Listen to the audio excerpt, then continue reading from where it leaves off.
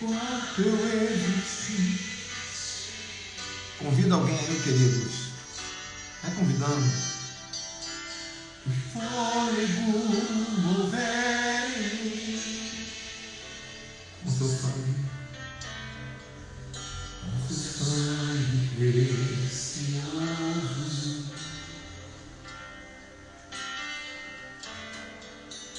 Me comprou para Deus.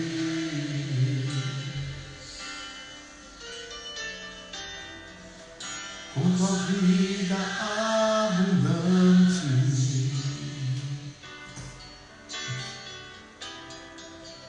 Meu Pai, seu louvor sarou minhas feridas. Sarou minhas feridas. Me fez reinar em vida. E me fez reinar em vida, plenitude de alegria, plenitude de alegria, inundou o meu viver, inundou, eu adorarei.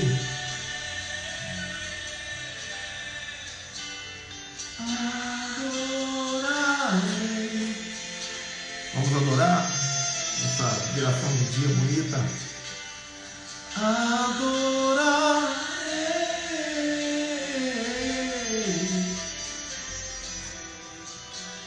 enquanto eu existir.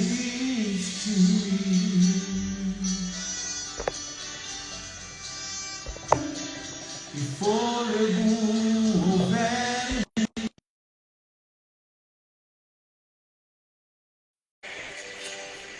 Adorarei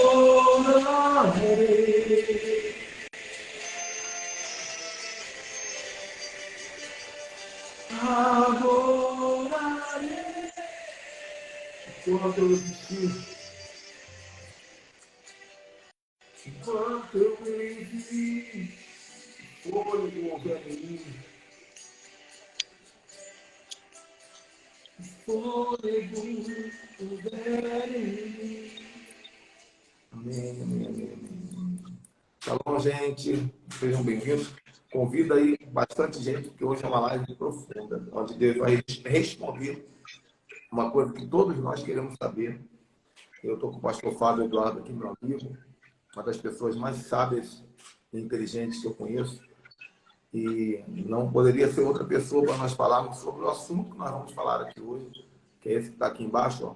Impunidade espiritual. O que está acontecendo com o Brasil? Né? Então, vou fazer uma breve introdução aqui para poder atiçar o pastor Fábio. Tudo bem, pastor Fábio? Tudo bem. Quanto tempo, né? A gente não vai na live de novo? Tem tempo mesmo. Eu não te convido, você não me convida, aí não rola. Eu não ando fazendo muita live não, cara. Estou muito off. Abriu uma sessão da regra para mim, né? Tem convite que não dá para recusar, né? Pastor de igreja, né, pastor Fábio? Você está com o povo aí, né? Cuidando do rebanho. Pastor que fica fazendo live o tempo todo não é pastor. Eu não sou pastor. Eu não sou pastor. Eu sou um apóstolo, um mentor. O pastor não tem tempo. O pastor não tem tempo. Porque o bom pastor visita a ovelha o tempo todo, aconselha, intercede. Dificilmente vai conseguir fazer live. Faz uma ou outra, mas o tempo todo que nem eu. Gente, convida aí, por favor, umas 50 pessoas cada um. Eu garanto para vocês que o tema hoje é extremamente relevante. Eu já vou começar a falar sobre o tema.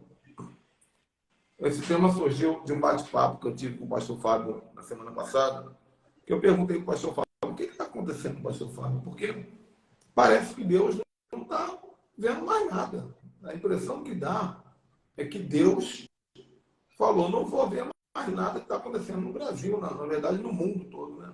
Então, eu vou citar alguns exemplos aqui que eu sou polêmico, eu posso falar, eu sei que o pastor Fábio não citaria diretamente isso, mas, gente, eu estava vendo um vídeo ainda há pouco aqui no Instagram, e apareceu na minha frente o J.A., aquele cantor J.A., aquele rapaz, né? Canta bem, canta muito. Deus levantou o ministério desse menino e hoje ele virou uma mulher. Né? Uma pessoa que passou pelo altar de Deus. E hoje ele não é apenas um gay. Tem muito gay aí que é um homem que gosta de homem. É um homem que gosta de homem. Mas esse virou uma mulher. Virou um travesti. Aí nós vamos olhando, né, nessa área musical, casos como a Priscila Alcântara, que está realmente... Ela não está apenas afastada, ela está desviada e rebelde. Está desfigurada. Essa menina está desfigurada. As palavras que saem da boca dela são veneno. Aí agora essa situação do Kleber Lucas, que ele... Na verdade, o Kleber Lucas ele vem carregando esse racha há muito tempo. Né? Eu tenho falado sobre isso. Né?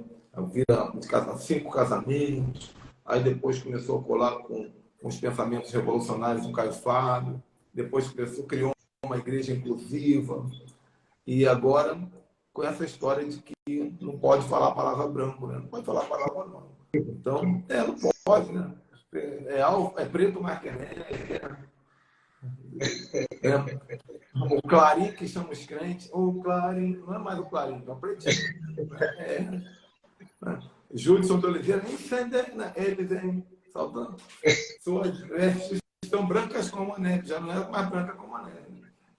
São mais loucuras que estão acontecendo. Eu estou falando no meio gospel ainda. Eu vou te passar a bola já. Eu estou falando no meio gospel. Quando eu olho para esses movimentos pentecostais que já viraram palhaçada. Viraram palhaçada.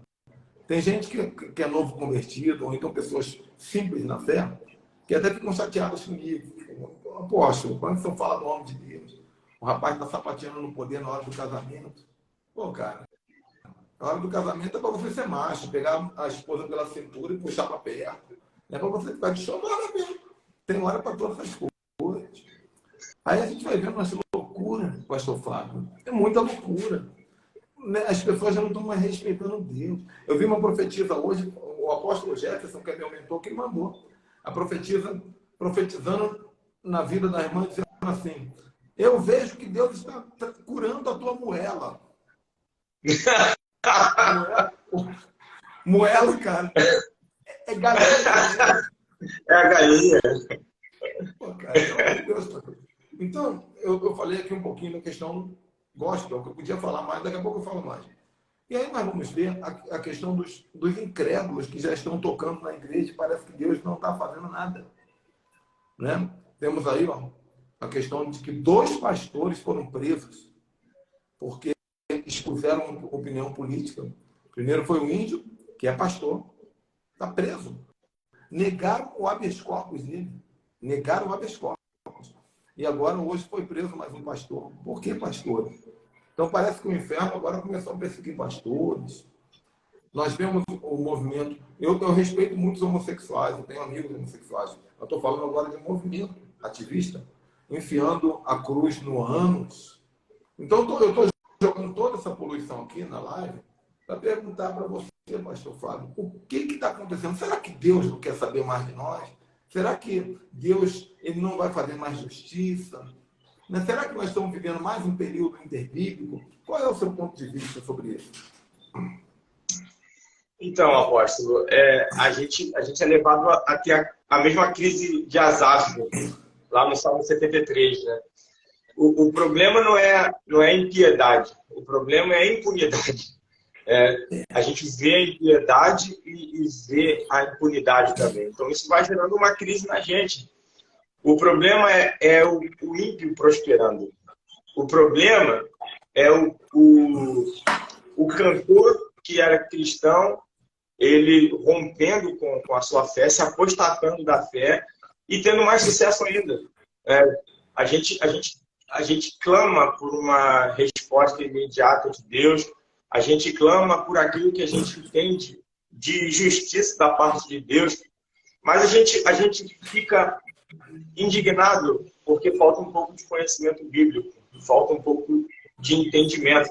Eu até vou usar um pouco aqui o texto lá em 1 Samuel, texto bem conhecido, 1 Samuel, capítulo 2. Se o pessoal quiser deixar, se alguém tiver ao alcance a Bíblia, ou se estiver anotando, 1 Samuel, capítulo 2.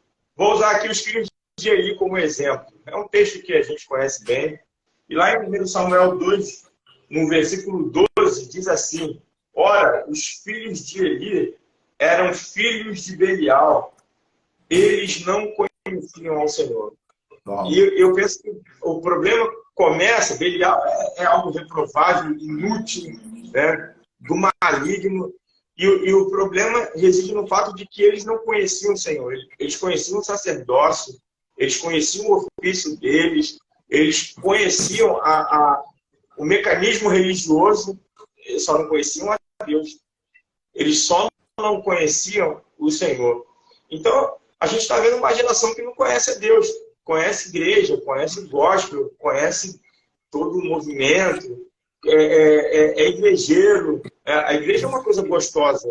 A igreja hoje ela é muito interessante, muito gostosa, a igreja é luxuosa, a igreja ela é atrativa. Então, assim, todo mundo tem interesse na igreja hoje. A igreja é lucrativa, a igreja é boa em todos os sentidos, a igreja ela te projeta.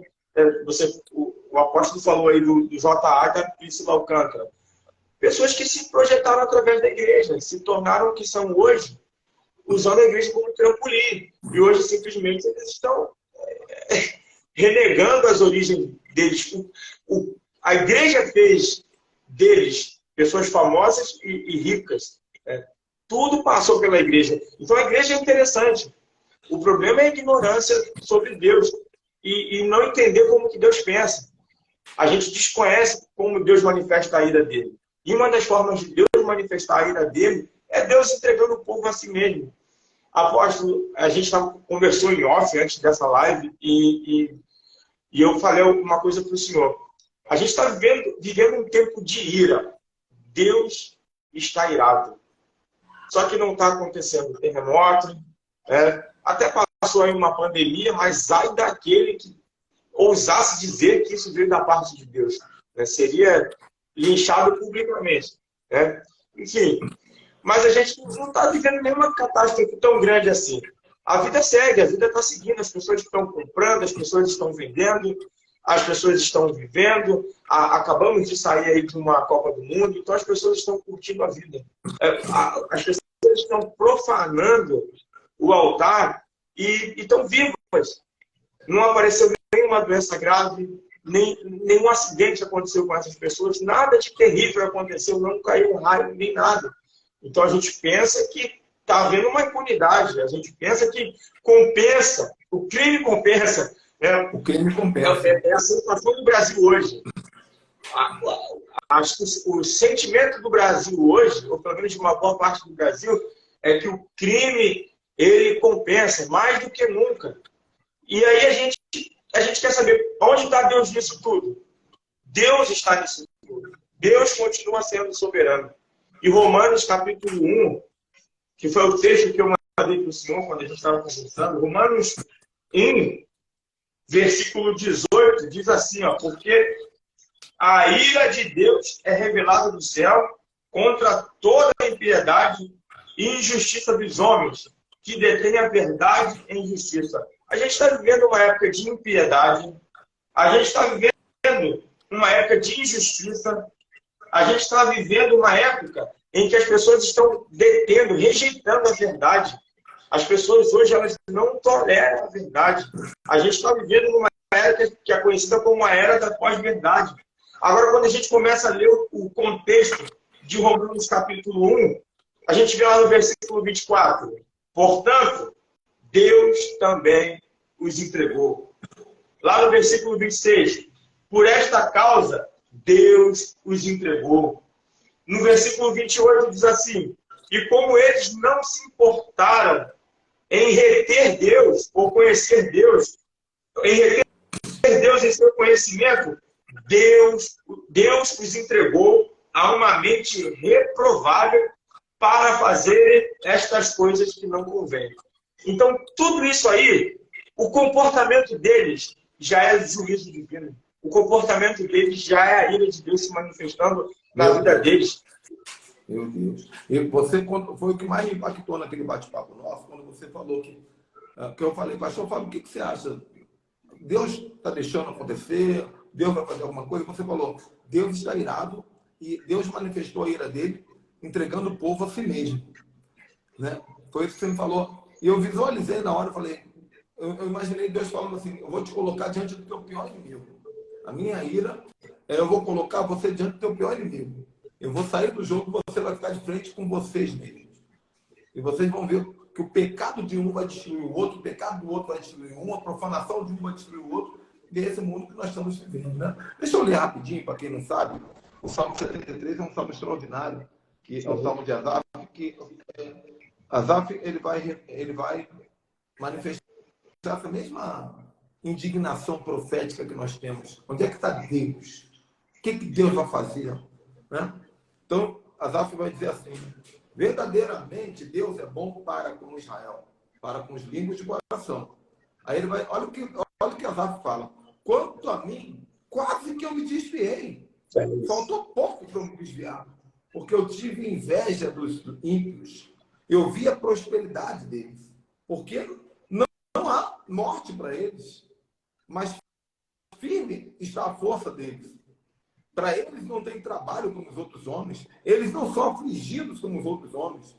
Por isso a soberba os cerca como um colar. Veste-se de violência como adorno. Os olhos deles estão inchados de gordura e eles têm mais do que o coração podia desejar. Né? São corrompidos e tratam maliciosamente de opressão, falam arrogantemente, põem as suas bocas contra o céu e as suas línguas andam pela terra. Tá, depois vocês leem o resto todo, né? Aí eu estou lendo aqui quando ele falou sobre o arrogante, ele se torna um arrogante, porque, cara, se eu começo a fazer o mal e nada acontece comigo, eu vou ficar arrogante. Eu tenho meu ponto de vista, né? Eu vejo o Alexandre de Moraes fazendo o que ele está fazendo, ele é o dono do Brasil hoje. Gente, cadê a Constituição? Cadê os votos? É um homem com uma caneta na mão. Isso nunca existiu na nossa nação. E ele assina um papel e fala, manda prender o fulano. Derruba o site do fulano. Ele está... Você vê a cara dele no jornal, nos vídeos, ele está extremamente confiante no poder que ele tem. Né? Então, isso, para quem não entende isso que nós estamos falando aqui na live, causa uma indignação. Porque a nossa vontade, pastor Fábio, eu quando me converti, em 1994, na Igreja Batista, o meu pastor, batista, gente, tradicional, pastor Sidaco, ele falava uma coisa, ele falava assim, quando nós falamos o nome de Jesus, o inferno treme. E naquela época, nós falávamos na igreja, Jesus! Tremia o chão da igreja. Tremia a parede da igreja. Quando nós chegávamos na faculdade, na escola, Jesus no trabalho, caía a gente no chão. Parece que o nome de Jesus tinha mais poder naquela época, sabe? Hoje, Jesus virou bagunça. E não é porque o nome deixou de ter poder. Eu penso, ô pastor Fábio, uma coisa que está me vendo na mente, é que a Arca da Aliança, ninguém podia encostar nela. A Arca da Aliança era sagrada. Mas quando ela ficou muitos anos na casa de Abinadab, Uzá e Aiô, eles fizeram de tudo com a arca. Brincavam de pique-esconde dentro da arca, jogavam ping-pong em cima do querubim. E a arca não fez nada. A arca não fez nada, não matou ninguém. A mesma arca que matava, não matou. Agora, quando Davi pega a arca na casa de Abinadab e começa a adorar ao redor da a arca lembrou que é a arca. A arca lembrou que... E ela começou a fumegar. Aí aquele rapaz, Uzá, filho de Abinadab, que estava acostumado a meter a mão na arca, quando a carroça quebrou a roda, ele, deixa eu botar a mão, eu estou acostumado. Todo mundo olhando assim. Não, eu estou acostumado. Botou a mão na arca e virou pó. Então, eu penso, pastor Fábio, que nós estamos vivendo um momento em que a arca está adormecida. É isso. A arca está adormecida. E alguma coisa precisa acontecer. no meio dos profetas. Se é que ainda existe profeta, no meio dos adoradores, se é que ainda existe adoradores, para despertar essa unção, que é uma unção de denúncia. É uma unção que vai levantar e vai começar a matar a gente. Vai derrubar a gente. Né? Os profetas de juízo já não têm mais autoridade. A palavra não tem. Né? Pode falar. Então, enquanto o senhor estava falando aí, eu estava lembrando de um trecho da música do Legião Urbana que fala: nos perderemos entre monstros da nossa própria criação. Os caras são mais proféticos do que a gente, né? Demais. Deus precisa... As pedras clamam às vezes, né? E é o que a gente está vivenciando hoje. E o apóstolo falou aí de não ter mais profeta de denúncia. Tem uma senhora que é muito famosa nas redes sociais, eu acho que é Nadir, o nome dela, eu não sei se é isso. Outro dia eu estava assistindo um videozinho dela que acaba tendo sendo cômico, mas eu penso que às vezes eu fico rindo, porque é engraçado mesmo, mas ao mesmo tempo que eu acho engraçado, isso me pesa no coração. E eu falei até ontem isso na igreja. Essa dona Nadir, na época que eu era criança e adolescente, uma pessoa com o estereótipo dela, numa condição de senhora, era muito respeitada dentro da igreja.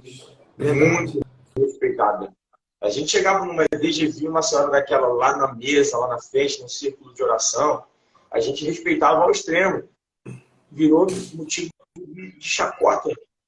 E eu, sinceramente, não sei se ela é uma palhaça mesmo, que não. Me perdoe a forma de expressar, ou se ela é uma profetisa. Ou se ela é uma profetisa, porque se a gente prestar atenção no que ela fala, não tem coerência, não. Aquela senhora se expressa bem, ela sabe falar, ela coloca bem as palavras. Talvez ela seja uma profetisa. E a gente tem uma geração que está debochando dela, está rindo das coisas que ela fala. Outro dia eu assisti um videozinho dela, eu até pensei em mandar para o senhor, porque ela estava falando exatamente coisas que o senhor ministra nos seus treinamentos espirituais. Ela falando a mesma coisa, mas o pessoal está levando na brincadeira. E os profetas, eles eram tidos como loucos também. As pessoas debochavam dos profetas também. Eram pessoas que iam contra a maré. E a igreja hoje, ela quer surfar na onda. A igreja hoje ela não quer mais ir contra a maré. A igreja hoje ela não se opõe mais ao sistema caído desse mundo. A igreja ela quer ser relevante, ela quer ser atrativa, ela quer ter amizade com o mundo. Né? E aí o apóstolo falou sobre a questão da equidade. Lembrei também da mulher de Oséias, de Gomer. Essa geração é a mulher de Oséias, é uma geração prostituta, sabe? E assim, Deus deixou ela, de uma certa forma, ter sucesso no que ela fazia.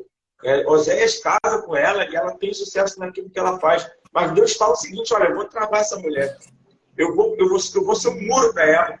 Eu vou atraí-la com portas de amor. Ela mas vai até um certo limite. Depois eu trago ela de volta para mim. E aí a gente não entende a questão do ímpio ficar impune.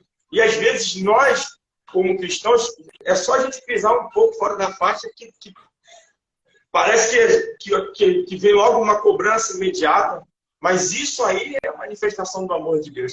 A Bíblia fala que Deus amou a Jacó e aborreceu Esaú. Esaú não foi um falido. Esaú, ele não foi um doente. Esaú, ele foi um homem muito rico. Esaú enriqueceu, Esaú teve mulheres. Esaú foi muito bem sucedido naquilo que ele fez. Agora, olha como que Deus tratou com Jacó. E essa é a diferença do amor de Deus para a ira de Deus. Aqueles que são amados por Deus, se eles se apostatam, se eles se afastam, Deus vai se encarregar de trazer de volta. Aqueles que Deus está irado, Deus entrega. E a gente sabe o que é isso, porque se Deus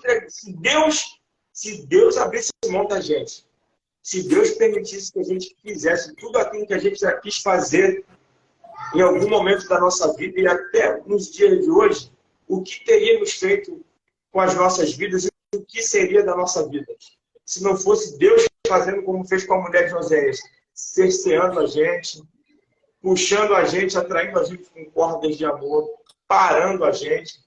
Então, falta entender o que é a ira de Deus e o que é o amor de Deus. Existe uma confusão generalizada. Pastor Fábio, eu estava pensando aqui que a igreja, ela é o termômetro da nação. A igreja é o termômetro da nação. Né? Se a igreja está em santidade, em avivamento, a nação prospera. Se a igreja está em pecado, a nação está em pecado. Por isso a Bíblia vai dizer, aquele que está limpo, limpe-se ainda mais. Aquele que está sujo, suje-se ainda mais. Talvez nós estejamos errando em pedir juízo de Deus sobre o ímpio. Porque quando eu vejo, por exemplo, na questão política, todo dia eu abro o jornal para ver mais uma coisinha que está acontecendo, né? Já está acontecendo. Quando eu vejo a questão política e algumas outras coisas que estão do lado de fora acontecendo, os movimentos ativistas homossexuais, né? Não problema com gay, não tem problema com gay, tem problema com movimentos ativistas homossexuais, profanação contra a família. E aí nós falamos assim, Senhor, nós mandamos juízo sobre esse povo. Nós mandamos juízo sobre esse povo. A impressão que eu tenho é que Deus vai dizer assim, tá bom, mas primeiro eu vou mandar juízo sobre vocês. Porque se eu consertar esse povo, eles vão ser melhores do que a igreja. A igreja está totalmente errada. A igreja não tem mais unção. Não tem. Você já viveu unção, você sabe o que é isso? Eu já vivi também. Nós somos mais velhos um pouco. A igreja não tem unção que tinha antes. Não tem. Não tem, não. Não tem compromisso com a palavra. Como diz o Kleber Lucas, não tem compromisso com a palavra. A igreja não tem mais nada, cara. A igreja precisa botar excesso de lâmpada né, para poder substituir a ausência de unção, a ausência de poder. Já não tem cura, já não tem milagre, já não tem verdade. Outro dia eu estava vendo um movimento ali do cara que ele fazia a unção da metralhadora, né? Horrível. Mas o pior não é isso, não. O pior não é a unção da metralhadora, o pior é a cara que ele fazia. É o demônio que está nele. É. Cara de bandido, de marginal matando gente. O cara era marginal no mundo e veio virar marginal gospel.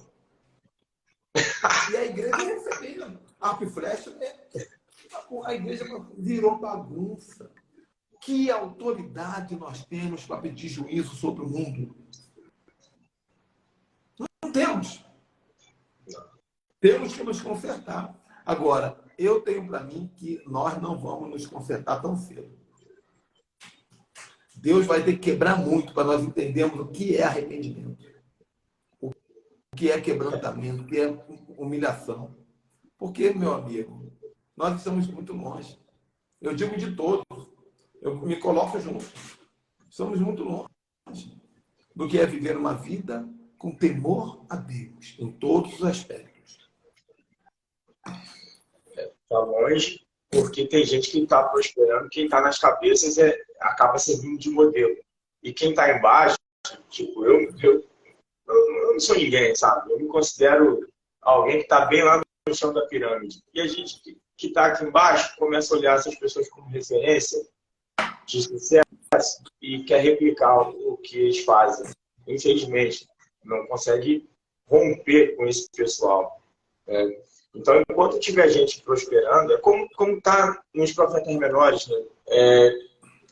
Tem um profeta que chama a atenção dos sacerdotes porque eles ganhavam com o pecado do povo. Então, tem gente que está se dando bem, está prosperando absurdamente. Como que vai romper? Eu digo para o pessoal aqui na igreja que romper com fracasso, todo mundo rompe. É fácil você refazer o caminho quando dá errado. E quando dá certo? Outro dia eu estava vendo uma postagem do Flávio Augusto, e o Flávio Augusto falou o seguinte: eu dou graças a Deus que eu não tive um grande salário na minha juventude, que eu não tinha um ótimo emprego e um grande salário, porque senão ele ia ficar preso a isso. Meu Deus, verdade. Ele tinha ele vai ficar preso a isso. Como que o cara vai romper com um ótimo emprego e um grande salário? Então, por não ter nada, praticamente nada, ele teve que correr atrás e acabou se tornando o que ele se tornou. Agora, quem volta do sucesso? Quem rompe com um relativo sucesso? Eu quero deixar mais um texto aqui, lá em 1 Samuel ainda, capítulo 2, versículo 23, onde ele vai conversar com os filhos. Ele era fraco, a liderança fraca, uma liderança que aceita o que vem sendo feito no altar. Ele fala assim, ele lhes disse, por que fazeis vós tais coisas? Ele questionando os filhos. Pois ouço de todo este povo sobre o vosso mal proceder. Não, filhos meus, pois não ouço nenhum bom relato. É o que a gente está vivendo hoje. Vós fazeis com que o povo do Senhor transgrida. Se um homem pecar contra outro, o juízo julgará. Mas se um homem pecar contra o Senhor, quem intercederá por ele? Não obstante, eles não atentaram à voz de seu pai, porque o Senhor os mataria. Tem uma versão que fala porque Deus queria matá-los. E o que a gente entende aqui, apóstolo, e está ligado a essa ignorância sobre o próprio Deus.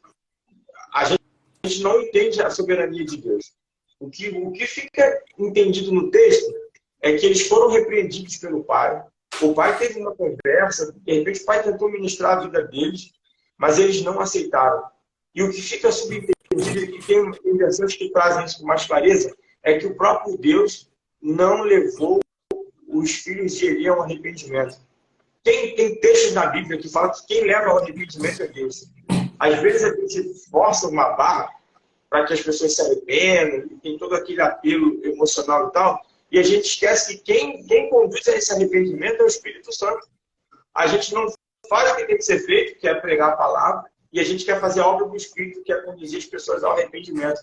E algumas pessoas, Deus não conduz ao arrependimento, porque Deus está vindo com juízo.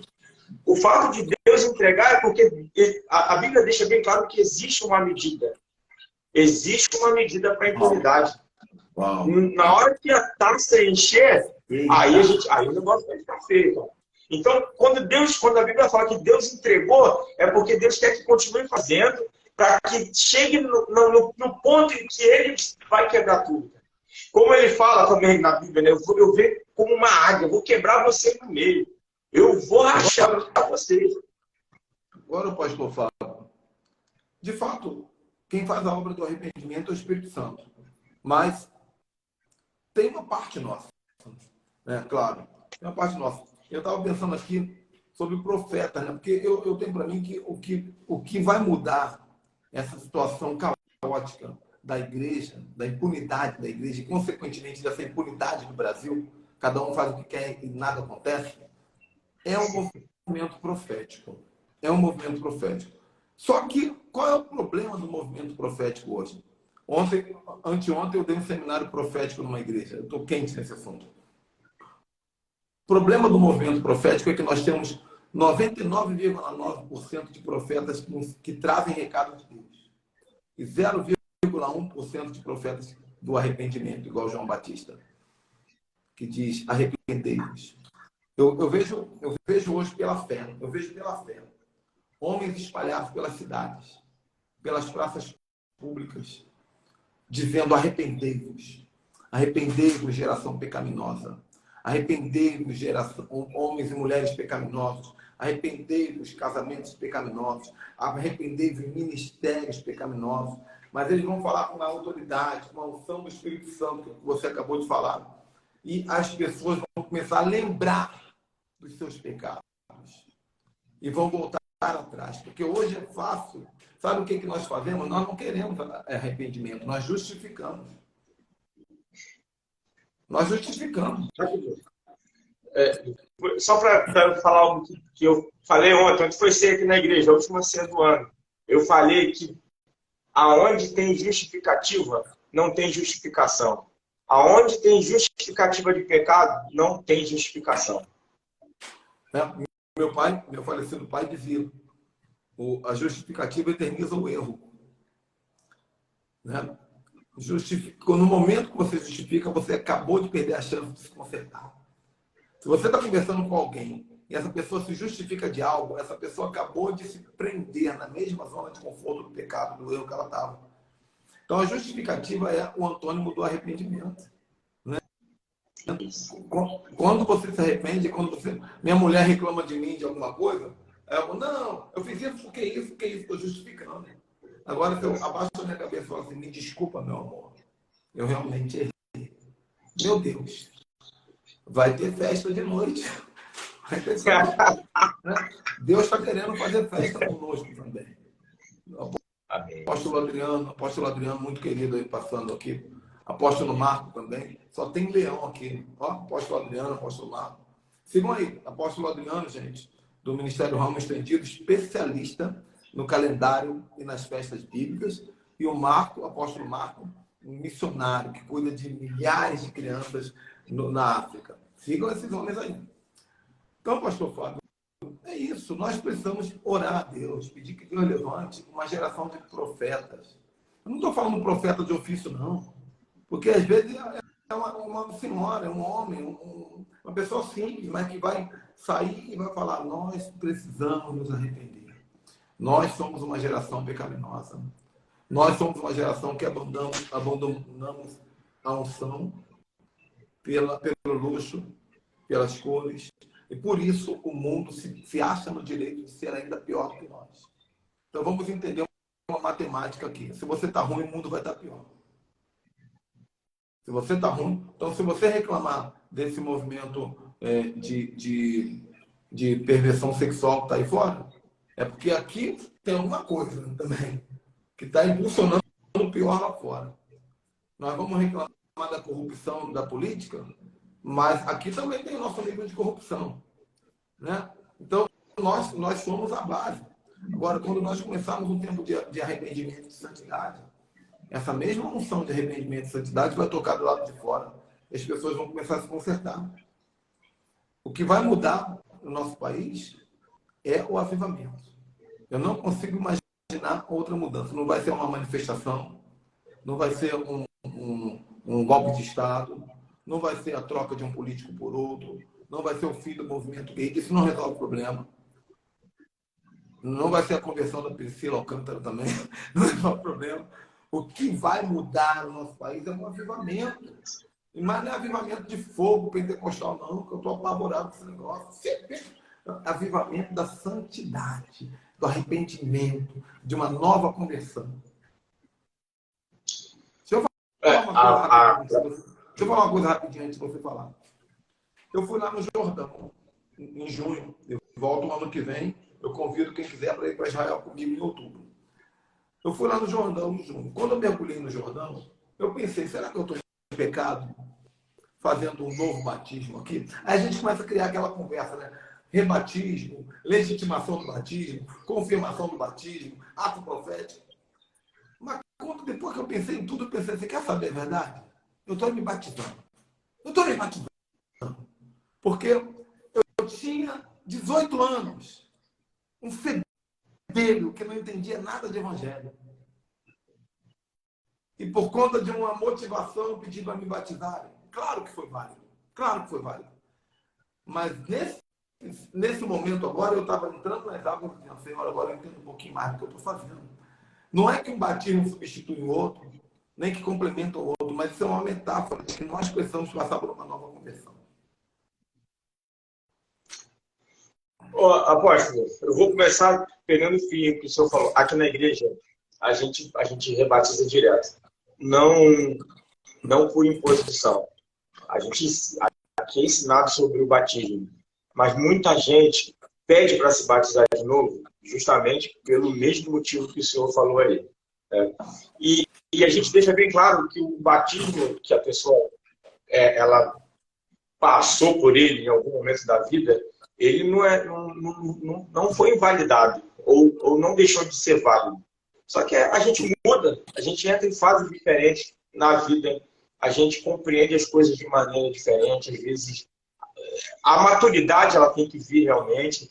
algumas pessoas se afastam de Cristo e se afundam no pecado, e quando voltam, se sentem imundas e têm uma necessidade pessoal de passar pelo batismo, entendendo que aquilo vai purificar ela novamente, como um ato profético.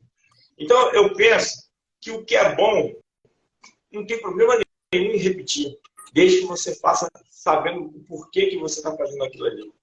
Aí, como o senhor falou, né? É um só batismo. Vamos entender o que a Bíblia está falando sobre ser um só batismo. A gente batiza de novo no mesmo batismo. É o mesmo batismo de antes. A fase, o momento da pessoa que é diferente, mas o batismo é o mesmo porque a pessoa é batizada em nome de Jesus. É preciso entender que na época da igreja primitiva, existiam outros tipos de batismos e se batizavam as divindades e outras coisas mais. A Bíblia fala até sobre batismo pelos mortos. Então é por isso que é falado sobre um só batismo, que é o batismo em Cristo. O batismo de João Batista, ele é considerado diferente do batismo de Cristo. Então nós temos aí dois tipos diferentes de batismo. Então é o mesmo batismo, só que faz de novo. E o problema da igreja é que ela está transformando as coisas em um monumento. Ela está congelando as coisas. É igual o batismo no Espírito Santo. O entendimento que a gente tem é que isso aí acontece uma vez só na vida.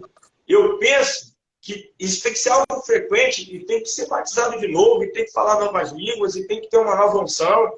Enfim, cada batismo no Espírito Santo é um nível e é um degrau, né? E aí chegamos na questão da santidade. Hoje no Brasil a gente tem a Assembleia de Deus, que foi um grande fenômeno. Um grande fenômeno. Né? Por que a Assembleia de Deus é a Assembleia de Deus ou se tornou a Assembleia de Deus? É claro que o que a gente tem hoje nem se compara ao que era a Assembleia de Deus de anos atrás. E justamente por causa da santidade. Justamente por causa da santidade. Mas numa época onde as pessoas dizem que tudo é ser religioso, né? Onde a gente está minimizando tudo, vai ser complicado a gente encontrar uma igreja santa. Uma igreja que vive de TikTok, debochando dos dons do Espírito. Sabe? Eu falo isso com o senhor direto, falo com algumas pessoas na igreja. Culto pentecostal tinha que ser proibido filmar, cara. Porque a partir do momento que aquilo ali é publicado, vira motivo de escárnio. E se realmente for uma manifestação do Espírito, a gente está debochando disso, a gente está fazendo graça com isso. Sabe? A gente está ferindo a santidade de Deus. Essa é a grande questão. Pastor, Deus, Fábio, ele é santo. Deus é 3 vezes santo. está me vendo várias coisas aqui na cabeça, né? Lá em Israel eu também aprendi sobre como surgiu o batismo, né? Porque o primeiro batistério não era para cristão, né? Era um local de lavagem de corpo que os judeus faziam para poder entrar no templo. Então eles entravam no piscinão lá e se lavavam. Por quê? Eu preciso entrar purificado na presença de Deus, eu preciso entrar lavado. E quando João Batista entende isso, ele vê isso, ele fala assim, opa, eu vou usar isso aí. Só que não para entrar no templo, para entrar no céu. Por isso ele falava arrepender-vos, porque no momento que você diz, eu me arrependo dos meus pecados, você dá legalidade para que os pecados que estão agarrados em você caiam por terra. Só que, o que acontece lá com Pedro, né? Quando Jesus começa a lavar os pés de Pedro, e Pedro fala assim, Senhor, por que o Senhor está me lavando? Era eu que tinha que te lavar os teus pés. Aí Jesus fala assim, se eu não puder te lavar, você não tem parte comigo. O que Jesus estava dizendo para Pedro? Se você não for limpo, cara, se eu não puder te limpar, você está sujo. Então, nós, claro, eu não quero falar nenhuma heresia aqui, mas vamos só visualizar uma situação. Você se bateu, eu me batizei em 94. Eu ainda usava fralda quando eu batizei. Eu vou dizer que eu não acumulei sujeira até hoje? Eu vou dizer claro. que eu não acumulei pecado até hoje? Sabe, eu estou cheio de pecado, estou carregado de pecado, de sujeira, meu currículo espiritual está uma bagunça. Todos nós. Fora o irmão Todos nós, que está claro. achando que é santo. Então, É isso aí. não que seja um batismo novo, não é disso que eu estou falando. Mas nós precisamos entender que nós precisamos nos converter novamente. quando tinha 2 anos, 3 anos de crente na Igreja Batista, todo apelo que o pastor Sidaco fazia, eu ia na frente. Alguma irmã está querendo orar, ser curada, vai ser grávida, vai ficar grávida. Aí eu na frente. Todo apelo que o pastor Sidaco fazia, eu ia na frente. Eu não conseguia me segurar. Aí um dia o pastor Sidaco foi pregar em Minas Gerais, ele me levou junto. Foi ali que eu aprendi a levar a gente comigo para viajar. Você já viajou um bocado comigo, né, pastor Fábio? Foi ali que eu aprendi. E o pastor Sidaco dirigindo o carro, e eu sentado do lado dele, com 21 anos de idade. E ele era brincalhão, né? Ele bateu na minha coxa assim com a mão. Ô, Ricardo, fala para mim, Ricardo. A voz dele é assim. Fala para mim, Ricardo. O que está acontecendo, Ricardo? O que está acontecendo, Ricardo? Que você, todo culto vai na frente. Todo culto você vai na frente. Ele falou com um tom de deboche. Que era engraçado. Era igual aqueles mendigos de igreja. Toda igreja tem um maluquinho que vai na frente sempre, né? Sim. Era eu. Eu era um. É o chamador do avivamento, que ele vai na frente e os outros vão indo atrás. Amém. Era eu, pastor Fábio. E ele perguntou, por que você sempre vai na frente? O que está acontecendo? O que você tem? Eu falei, pastor, eu vou na frente todo dia, porque todo dia eu preciso me converter. Quando eu olhei para ele, ele estava com a cara toda cheia de lágrimas, chorando. No domingo seguinte, ele pregou na igreja sobre isso. A mensagem, eu era novo convertido, a mensagem que Deus colocou no coração dele através do meu ato. Esse é o avivamento que nós temos que viver, o avivamento que vai curar a igreja, essa bagunça, essa vergonha, que a gente chama de igreja. Não tem que nem chamar de igreja isso que a gente está vivendo hoje. Eu sou radical mesmo. Né? Porque profeta tem que ser radical, pastor Fábio. Profeta que não é radical não é profeta. Porque o poder profético ele tem que ultrapassar a barreira, onde qualquer outra voz não ultrapassa. Qualquer outra voz não ultrapassa. Então, a voz profética ela é dura, ela é corajosa e ela ultrapassa a barreira. Então, essa farra, para quem chegou atrasado aqui, eu falei do Kleber Lucas dizendo que a música Alves Marques Neves está errada porque é racista. Profanou o sangue de Jesus, porque a música fala do sangue de Jesus que nos faz mais alvo do que a neve. A Priscila Alcântara dando gargalhada porque voltou a cantar no altar numa igreja inclusiva. Né? O Leonardo Gonçalves dizendo que perdeu 500 mil seguidores, mas não está nem aí porque não depende disso. Né? E a igreja, os crentes pentecostais fazendo balbúrdias. Hoje, com sinceridade, a igreja tradicional é muito mais avivada do que a pentecostal. No nosso tempo, a igreja pentecostal era mais avivada do que a tradicional. Mas hoje a tradicional é mais avivada do que a pentecostal, porque a tradicional é avivada na palavra. A tradicional é avivada no temor. Enquanto a pentecostal já esqueceu da palavra e está mergulhada nos movimentos. Eu não estou generalizando, não, gente. Não estou generalizando, não. Tem muita igreja pentecostal boa aí, abençoada. Mas eu estou falando da maioria. Quando eu olho para a maioria, é o que eu vejo. Tá bom? Fala aí, meu pastor. Então,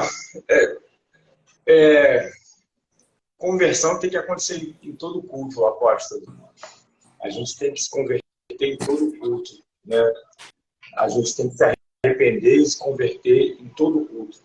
Se a gente, todo culto, toda hora que a gente é ministrado, por exemplo, o pessoal está sendo ministrado através da live, tem que ter um arrependimento e tem que ter conversão.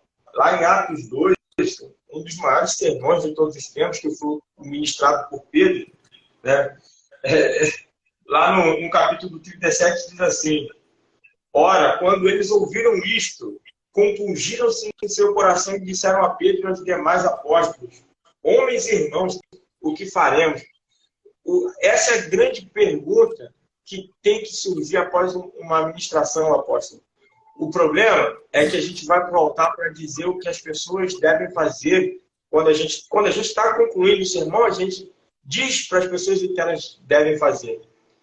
Na verdade, esse tipo de questionamento deve surgir da própria audiência. O que faremos? O que faremos? E a resposta de Pedro foi a seguinte. Então, Pedro disse-lhes: arrependei-vos e seja batizado cada um de vós no nome de Jesus Cristo para a remissão dos pecados e recebereis o dom do Espírito. Está falando de avivamento, está falando do Espírito Santo. Então a gente tem aqui a gente tem uma sequência. Arrependimento. Primeiro é o que faremos. Depois, arrependimento. Né? Se arrepender do que está fazendo. Arrepender.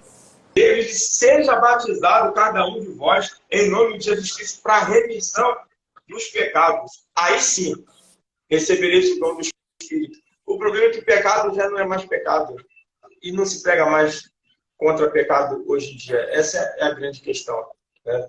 A gente bate muito na tecla da questão da homossexualidade, mas a homossexualidade não é o único pecado sexual, não. Adultério também é pecado. Fornicação também é pecado.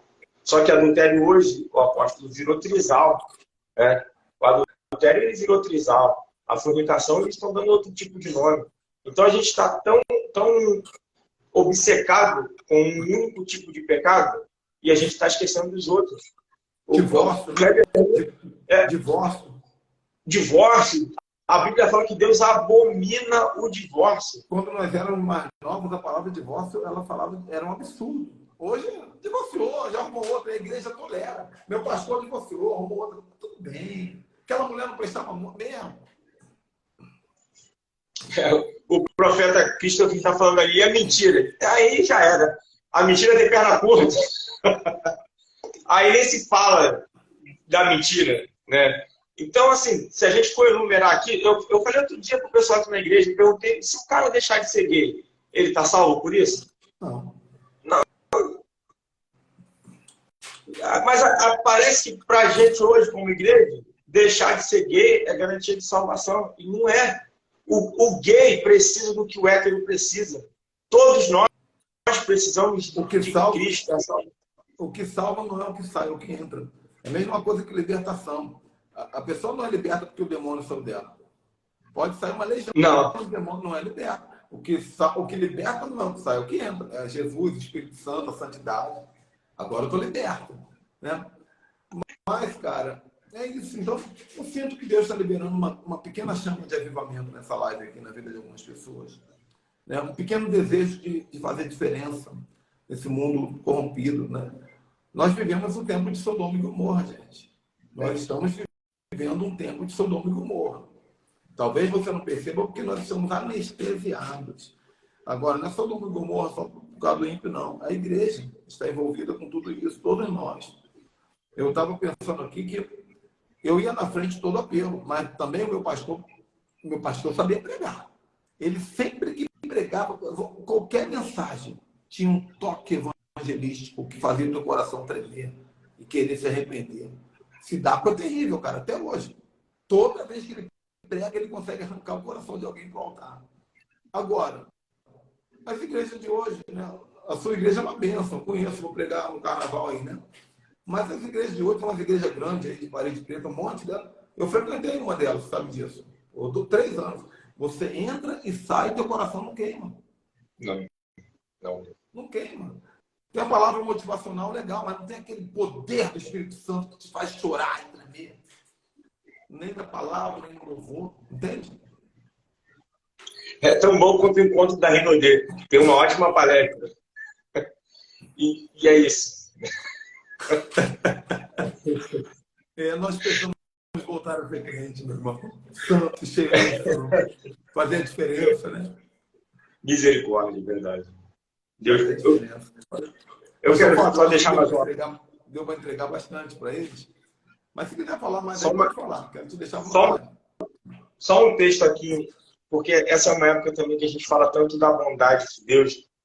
E assim, aqui eu quero também encerrar minha fala, Romanos 2,4, que diz assim: ou desprezas a riqueza da sua bondade e tolerância e longanimidade, ignorando que a bondade de Deus é que te conduz ao arrependimento.